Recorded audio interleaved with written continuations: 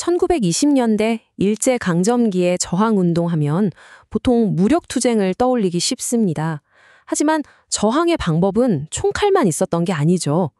바로 교육이 또 하나의 중요한 저항의 미대였습니다. 오늘은 교육을 통해 민족의 힘을 기르려 했던 그 시절의 이야기들을 한번 자세히 들여다보겠습니다. 그럼 이 질문부터 시작해보죠.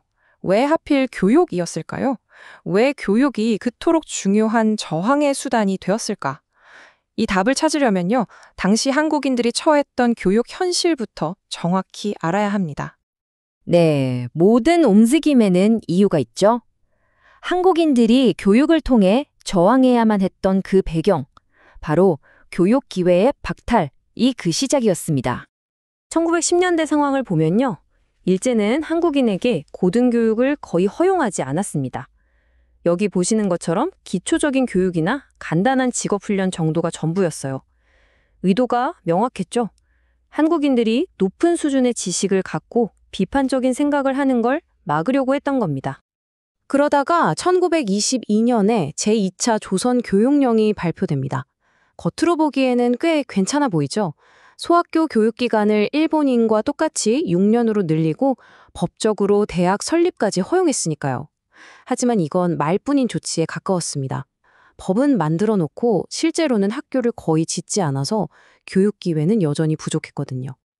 자, 이런 상황에서 한국인들은 직접 행동에 나섭니다. 정부가 안 해주면 우리 손으로 만들자. 바로 우리 민족을 위한 대학을 세우자는 움직임이 시작된 거죠.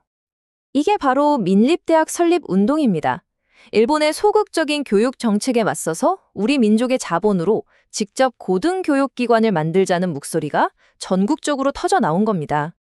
당시 발기 취지서를 보면 그 목적이 아주 명확하게 드러납니다. 최고학부, 즉 대학이 없으면 유능한 인재를 키울 수 없고 결국 민족의 미래도 없다는 절박한 인식이 그대로 담겨 있죠. 이건 단순한 교육기관 설립을 넘어선 민족의 미래를 위한 투자였던 셈입니다. 목표 금액이 1,000만 원이었습니다. 당시로서는 정말 엄청난 액수였죠. 이걸 마련하기 위해 내세운 구호가 바로 한민족 1,000만이 한 사람의 1원씩이었습니다. 전국 각계각층의 참여를 이끌어내려는 상징적이면서도 실제적인 모금 운동이었어요. 민립대학 설립이 소수 엘리트 양성을 위한 노력이었다면 동시에 다른 한쪽에서는 대다수 민중을 위한 교육운동도 활발하게 벌어지고 있었습니다. 사실 대학 교육 이전에 당장 글을 읽고 쓰지 못하는 사람들이 훨씬 많았거든요. 그래서 이들을 위해 밤에 열리는 학교, 즉 야학이나 단기 강습소 같은 것들이 생겨나기 시작했습니다. 가장 기초적인 교육부터 시작하자는 움직임이었죠. 그리고 이 대중교육 운동의 중심에는 신문사들이 있었습니다.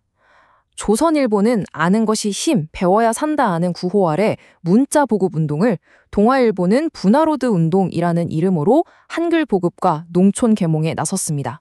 언론이 직접 민족 계몽의 선두에 선 거죠. 그렇다면 이런 한국인들의 교육열과 민족운동에 대해 일제는 어떻게 반응했을까요? 예상하셨겠지만 그냥 지켜보고만 있지는 않았습니다. 이 표가 두 운동의 결과를 명확하게 보여줍니다. 민립대학 운동과 문맹 퇴치 운동. 시작점과 방식은 달랐지만 결과는 똑같았죠. 마지막 칸을 보시면 둘 다 일제의 탄압으로 중단됩니다. 일제는 이 교육운동들이 가진 민족주의적인 성격을 경계하고 결국 막아선 겁니다. 민립대학 운동이 중단된 데는 여러 이유가 있었습니다. 물론 일제의 감시와 방해가 가장 컸고요. 여기에 대홍수 같은 자연재해가 겹치면서 모금 활동이 어려워졌고 일부 지방 유력자들의 참여가 저조했던 것도 사실입니다. 내외부적으로 어려운 상황에 부딪힌 거죠. 결국 한국인들의 대학 설립 운동은 실패로 돌아갔습니다. 대신 일제가 내놓은 카드가 바로 경성제국대학 설립이었습니다. 한국인들의 불만을 잠재우는 동시에 한국 내 일본인과 소수의 친일 엘리트를 교육시켜 자신들의 통치에 활용하려는 계산이었죠. 결과적으로 보면 민립대학 설립도 문맹 퇴치 운동도 모두 일제의 탄압 앞에 좌절된 것처럼 보입니다. 하지만 정말 실패로만 끝났을까요? 당장의 목표는 이루지 못했지만 교육을 통해 민족의 힘을 기르고자 했던 이 열망 자체가 이후 독립운동과 사회 발전에 어떤 영향을 미쳤을지 한번 생각해 볼 필요가 있겠습니다.